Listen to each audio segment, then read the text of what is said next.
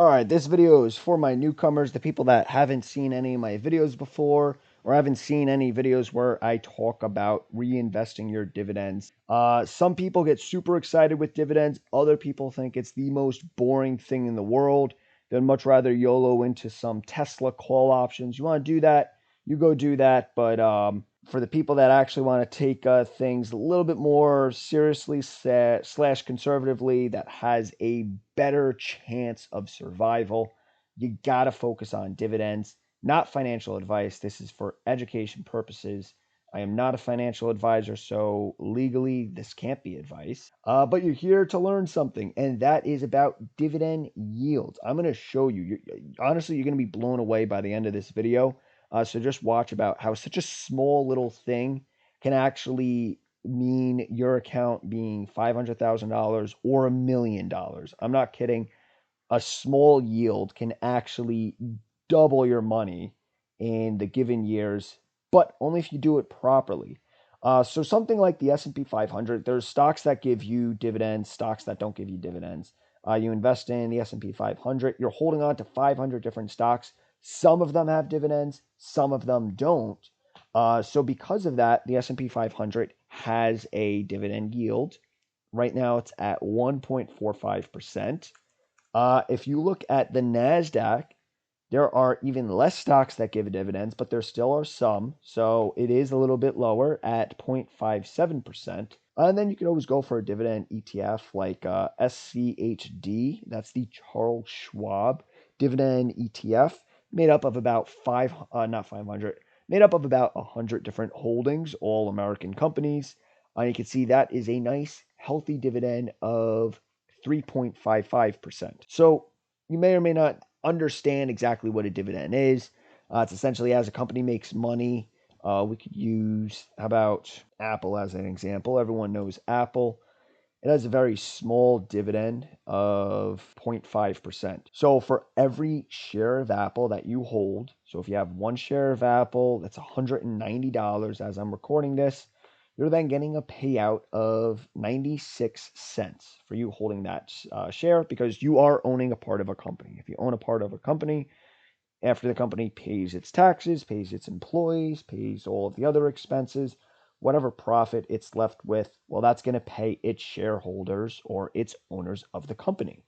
So that's where the dividend is coming from. But you may be thinking, something so small, a couple of bucks, does it even matter? Like, why should I focus on it? And we're going to be mainly looking at the S&P 500.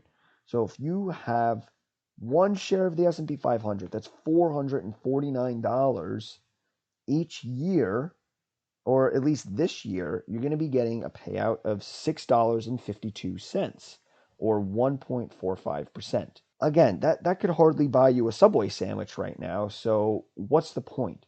Well, after you have tens or hundreds or thousands of shares of the S&P 500 ETF, it does add up and you start to get more money. So simple math here. If you have one share, you're making $6 in dividends. If you have 10 shares, you're making $60, and you could keep on, adding zeros to that. You have 1,000 shares, you're starting to make at least a decent chunk of change. 1,000 shares, making $650, but that's still not paying your mortgage or even your car payment at this point. So what's the point? Well, we're gonna jump over to TradingView, and TradingView really gives a good visualization of exactly what dividends do for you. So you can see down here, here's the dividend payout. It is a quarterly dividend. If we're looking at the S&P 500, so its last dividend back in June, and you can see right here, adjust data for dividends. If we click this, you see how it slightly changes. It's actually slightly higher. And I actually have the percentage. So you can see right now, let's look year to date, we're up 16.89%. But that's not adjusted for dividends. So what about this $1.50 payout and then this $1.63 payout? If we add that to the equation and have it reinvested, we actually made a little bit more than 16.89%. We made 17.77%. Again, that's nothing to write home to. It's not like it's a whole lot, But that small percent, if you can make 1% more, 2% more than what you're making with just the stock, it adds up over time. So let's turn off the adjusted. Let's jump maybe 5 years. Let me get rid of all those drawings. So over the past 5 years, we're up 60%. But now let's adjust the data for dividends. We're actually up 74%. So that 14%, that's a decent chunk of change. Now let's turn off the adjustment again. And let's go back to, how about the beginning? 1993 is when this ETF, the SPY, was IPO'd. We are up 921% since 1993. But that is if you did not invest any of your dividends. Say every single dividend you just withdrew into your savings account or your checking account or whatever. Instead, if you turned on DRIP, look that up if you don't know what DRIP is. I do have a couple of videos about that. But if you turn on DRIP and you reinvest every single dividend you made from the SPY, and if you started investing way back when, instead of being up 921%, you were up 1,600%.